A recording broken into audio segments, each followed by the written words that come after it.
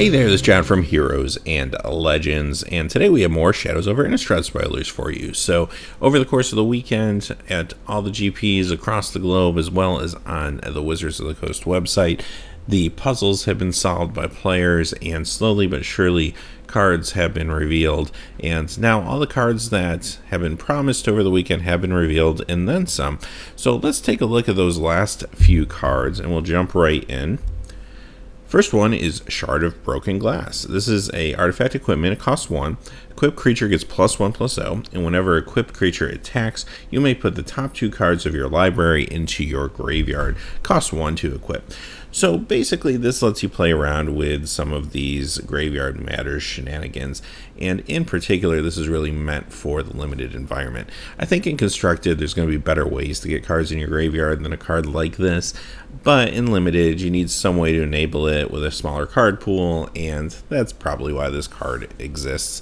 Not too much more left to say about it. Next we have a transform card. It's Abyssinian Missionaries, which transforms into Lunarch Inquisitors. The Missionaries cost 1 white, 3 generic, Human Cleric 3/3. At the beginning of your end step, if Abyssinian Missionaries is equipped, transform it. And once it becomes Lunarch Inquisitors, it becomes a 4/4, still Human Cleric. When this creature transforms into Lunarch Inquisitors, you may exile another target creature until Lunarch Inquisitors leaves the battlefield. So we'll talk about limited first. It's going to be a fine limited play for you.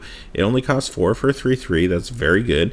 And if you do get a chance to flip it, maybe get some cheap equipment, kind of like the previous card we saw, then you're able to flip this into a 4/4 creature, and you get a little bit of a Journey into Nowhere effect out of it. So this could be quite good for you in limited. Having said that, I think it's a little too costly and conditional to see standard constructed play or anything like that, but this will be a fine limited card for sure. Alright, last card of the day, and this is kind of the big one. This one's a mythic. It flips. It's Archangel Avacyn, which turns into Avacyn the Purifier. Costs 2 white, 3 generic, legendary creature angel, 4/4 with flash, flying, vigilance. When this enters the battlefield, creatures you control gain indestructible until end of turn. When a non-angel creature you control dies, transform Archangel Avacyn at the beginning of the next end step. She then transforms into Avacyn the Purifier, 6/5 flyer, and when this creature transforms into Avacyn the Purifier, it deals 3 damage to each other creature and each opponent. So first off, let's talk about kind of the rules around this card, and there's been a lot of buzz since this card was originally spoiled a few hours ago. So the way the current rules are for cards that transform, so if you've had more than 1 non-angel creature die that you control, you could stack the flips. Let's say you have 5 creatures die under your control. Basically, that means you're going to be able to put 5 transforms on the stack at the upkeep, and every time it transforms to the Avacyn the Purifier side, you get the effect to do 3 damage to each creature and to each opponent. So if you flip this 5 times, it hits Avacyn the Purifier 3 times, and you would be doing 9 damage to all creatures and to all opponents. That's seems good. So now it remains to be seen whether there's going to be a rules update that might change that rule as we get closer to the release of the set.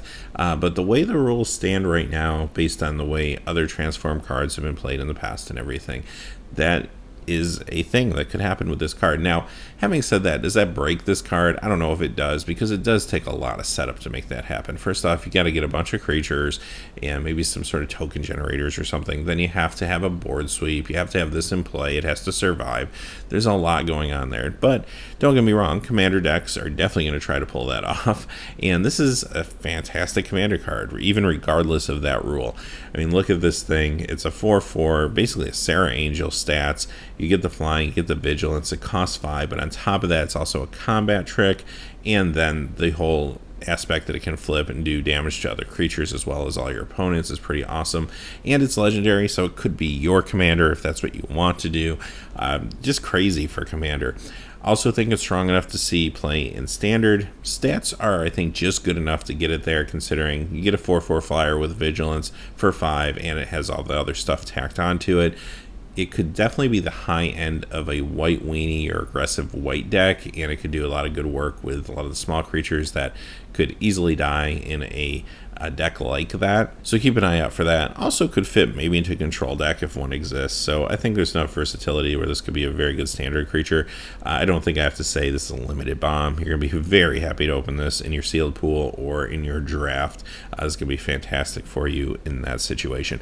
So those are the cards for today, and they were some interesting ones.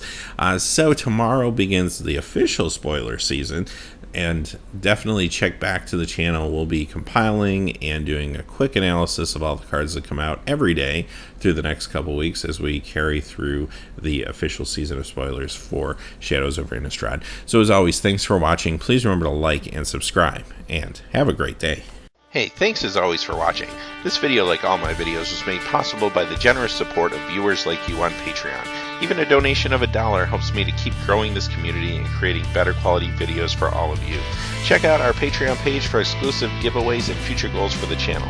If you haven't had a chance yet to subscribe, hit that subscribe button so you don't miss any of the MTG news, spoilers, set reviews, product openings, or finance videos on Heroes and Legends. Talk to you again soon, and have a good day.